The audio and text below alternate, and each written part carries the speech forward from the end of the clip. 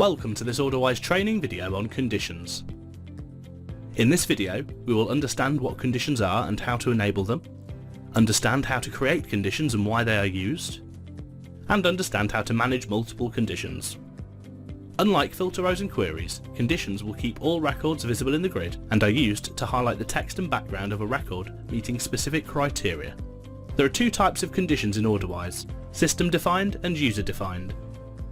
System-defined conditions highlight a record automatically depending on its status. For example, if an account customer is on hold, this will automatically highlight the record text in red.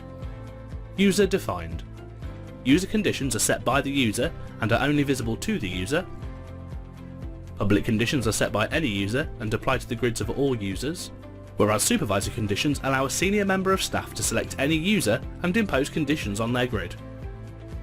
The ability to apply public and supervisor conditions is controlled in the user group settings. Let's now look at an example of how to set up a condition. A condition is created with the aim to highlight all customers over their credit terms that also have a credit limit over £1,000. To do this, right-click anywhere in the grid and select Conditions, then select Edit Conditions. A window will appear where saved conditions are stored. Conditions can also be added and edited here too. To add a condition, click the blue Add button. The Condition Builder window will then open. In the first field, provide the condition with a name. If there are multiple conditions applied to a grid, then a record may fall under the criteria of more than one condition. Should this occur, the priority determines which condition will take precedence.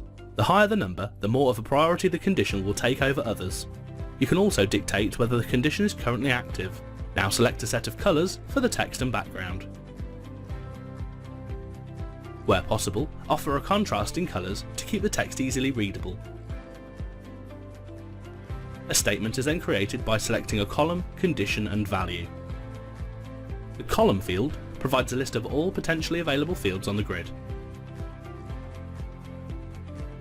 The condition field works as a test to assess the information.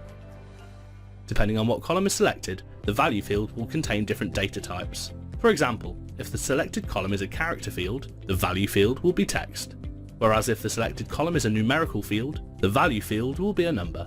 To add a second criteria, repeat the process on the next line. If the column is a logical field, then the condition becomes either true or false, and a value is not required.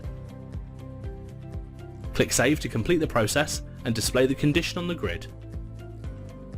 Multi-level conditions are joined together by an AND or an OR join. The AND join means the record must meet all criteria, whereas the OR join means the record must meet one or more of the criteria set.